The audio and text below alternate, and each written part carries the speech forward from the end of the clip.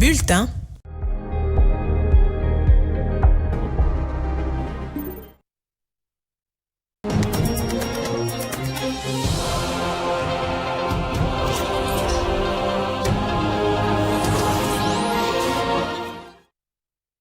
Il est 13 h à Kinshasa. Madame, Messieurs, bonjour. Bienvenue dans ces bulletins d'information.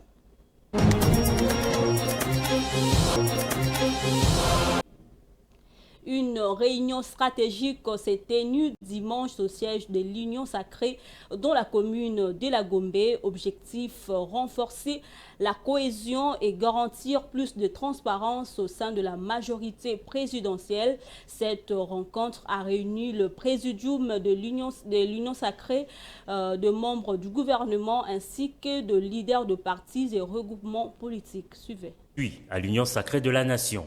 Une semaine après d'intenses travaux de la commission spéciale instituée par la plus haute autorité politique de la plateforme, les cadres se sont retrouvés de nouveau ce dimanche 10 août 2025 autour de Félix Antoine Tshisekedi Tshilombo, chef de l'État, haute autorité politique de l'Union sacrée, pour faire le toilettage de la charte et du projet de règlement intérieur du regroupement politique examiné et approuvé au courant de la semaine. Il était question d'entendre le rapport de la commission spéciale qui avait été mise sur pied lors de la réunion de samedi 2 août. Cette réunion devait se pencher sur les textes, notamment sur la charte et sur le règlement intérieur. Nous nous sommes penchés là-dessus et le travail va donc continuer, va se poursuivre. Et je dois vous dire que la prochaine réunion du Présidium, sous la présidence de la haute autorité politique, c'est jeudi prochain. Jeudi prochain, nous allons finalement adopter tous les textes et la haute autorité politique sera à mesure de décider de la tenue du congrès. Parce que c'est le congrès qui, en dernière instance, va adopter. Nous sommes une instance démocratique. C'est le congrès qui va adopter les textes de l'Union sacrée de la nation. Ce congrès devra se tenir avant le 15 septembre, mais la date précise, nous attendons de l'entendre de la bouche même de la haute autorité politique, son Excellence Félix Antoine Tshisekedi Tshilombo. L'occasion était également pour la plateforme présidentielle d'exprimer son soutien au gouvernement Souminois II, publié aux premières heures de vendredi dernier. L'Union sacrée de la nation est derrière et il soutient le gouvernement Souminois II qui vient d'être mis en place. C'est notre gouvernement. Tout ce que vous pouvez entendre sur les réseaux sociaux, c'est autre chose. Mais nous tous, comme un seul homme, d'après d'ailleurs, selon l'hymne de l'Union sacrée, tous unis, tous derrière la haute autorité politique de l'Union sacrée de la nation, tous nous soutenons le gouvernement de son Excellence Madame Souminois. Ces travaux, a fait remarquer le secrétaire permanent de l'Union sacrée, ouvrent la voie à la tenue du congrès de l'USN. Entre-temps, des amendements sur la charte et les règlements intérieurs sont attendus ce lundi pour une délibération par la même commission avant la grande réunion le jeudi devant la haute autorité de l'Union sacrée.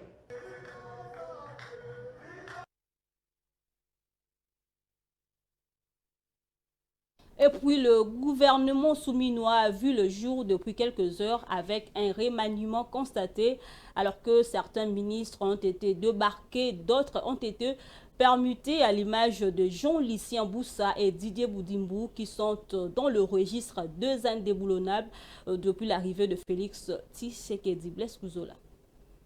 Depuis son arrivée au pouvoir en 2019, Félix Tshisekedi a opéré plusieurs remaniements. Pourtant, certains noms reviennent systématiquement, changeant de portefeuille mais jamais d'équipe. Un jeu de chaises musicales qui consacre une poignée de figures devenues presque inamovibles. Jean-Lucien Boussa en est l'exemple le plus marquant. Ministre depuis 2016, bien avant l'ère Tshisekedi, il passe du commerce extérieur à l'aménagement du territoire, traversant 6 gouvernements sans discontinuer. Didier Boudimbou, lui, a connu une ascension fulgurante. De vice-ministre en 2019 à plusieurs postes clés dont les hydrocarbures et désormais ministre de Sport, toujours présent depuis 2019. Autre poids lourd de régime, Aimé Molendo Sakombi, de proche des Camérés, a pilier des affaires foncières, hydrocarbures puis ressources hydrauliques. Julien Paluku, passé de l'industrie au commerce extérieur, fidèle à chaque remaniement. Didier Manzenga, intouchable à l'intégration régionale. Augustin Kibassa, toujours dans le télécom malgré la polémique RAM, aujourd'hui à l'économie numérique, et Irène Essambo, discrète mais constante, en charge du handicap depuis plus de 6 ans.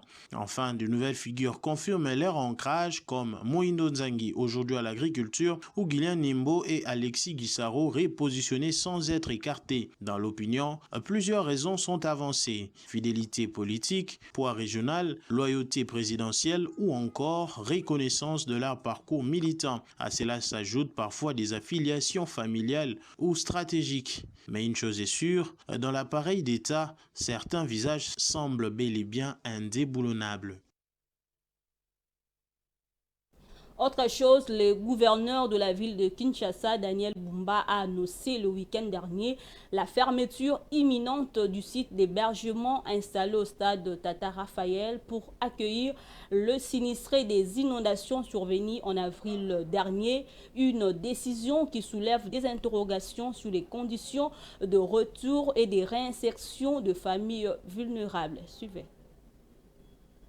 Le gouvernement provincial de Kinshasa a annoncé la fermeture imminente du site d'hébergement temporaire situé au stade Tata Raphaël où étaient logées depuis avril dernier plusieurs centaines de familles victimes des inondations. Cette décision qui vise à libérer les lieux suscite des réactions non favorables au sein de la population. Mais les caniso pena au gouverneur nabiso au azuana en tout cas na pas na que simple citoyen na se pena les caniso anate. Donc eza eloko yaki bakana ki ngote. Ceux qui lelo bazo bazangi na bisika ya kovanda bisika ko tia mutu bala la pongi. Quand même bazumo esika mo atansu na stade ba se reposer ba mi se prendre na chaba luka sika. Avant que l'on ait place, il faut que l'on ait une solution. Tout ça, il y a $50 par mois, il y a garantie 4 mois, 3 mois. Nani mokonzi ya ville à Kinshasa, vraiment il fallait akanisa malamu. Bato wana baokenda wapi tanga obenga na bango na stade de martyr. Baokenda wapi akopesa bango nini po ete bakenda baokenda wapi. Bazongo susu kaka na bisika wana tango mai mbule ekobeta lisusu. Baza lisusu inonde bato bakufa lisusu. Or biso na on tozana posa bato. Donc ça bien il fallait akanisa bien alors que la banque quelque chose denga basali na stade de martyr passer la paix bango na Tata Raphaël bato na baluka position nini ya ko faire vivre bana na bango. Alors que la fermeture du site approche, les défis demeurent importants. Les autorités sont donc appelées à prendre des mesures concrètes et adaptées pour garantir un retour digne et sécurisé des sinistrés. Rappelons que plusieurs familles vivent encore dans des sites d'hébergement provisoire après les inondations provoquées par le fortes pluies tombées dans la nuit du 4 au 5 avril dernier à Kinshasa. Et en international, pour finir, le raffinage clandestin de brut de mer courant au Nigeria, notamment dans le delta, alimenté par les détournements de pétrole et le chômage local, il persiste malgré les opérations de répression menées ces dernières années. Suivez. Au Nigeria, le conséquence sociale et sanitaire du raffinage illégal de pétrole s'accentue sans faire l'objet d'aucune prise en charge budgétaire. Une enquête conduite en mars 2025 par le chercheur à la Rivers State University révèle en effet dans 18 communautés rurales de l'état de Rivers de concentration anormalement élevée des monoxydes de carbone, d'ozone, d'ammoniac et des particules fines au-delà de seuil de l'OMS. Ces résultats s'inscrivent dans la continuité de plusieurs études menées à Bayelsa et Rivers qui avaient déjà documenté une forte détérioration de la qualité de l'air dans les zones touchées par les raffinages illégaux. En 2024, une enquête conduite dans les localités de Degema, Ogubolo et Opobo situées dans l'état de Rivers au sud du delta du Niger confirmait que 68% de personnes interrogées déclaraient des problèmes de santé liés à la pollution. En 2023, une publication dans l'Annals of Global Health du Boston College aux États-Unis rapportait que plus de 40% des habitants vivant à proximité de ces installations dans l'état des Bayelsa souffraient de troubles respiratoires persistants. L'absence des mécanismes de coordination entre l'autorité environnementale, agences de santé publique et collectivités locales entretient un vide dans lequel aucun acteur ne finance ou coordonne la prise en charge des effets observés sur le plan sanitaire, environnemental et social. Si aucune réponse tangible n'est apportée, le coût sanitaire et environnementaux non traités risque d'alourdir les dépenses publiques déjà sous pression pour financer des efforts de lutte contre le vol des pétroles. Combiné à l'échec de programmes de dépollution à l'issue des activités d'exploitation officielles, la situation ne semble pas en voie d'amélioration dans les deltas. c'est tout pour ces 13h, madame, messieurs. Juste après moi, vous allez suivre l'émission Géomusique avec Béni Ifumbo.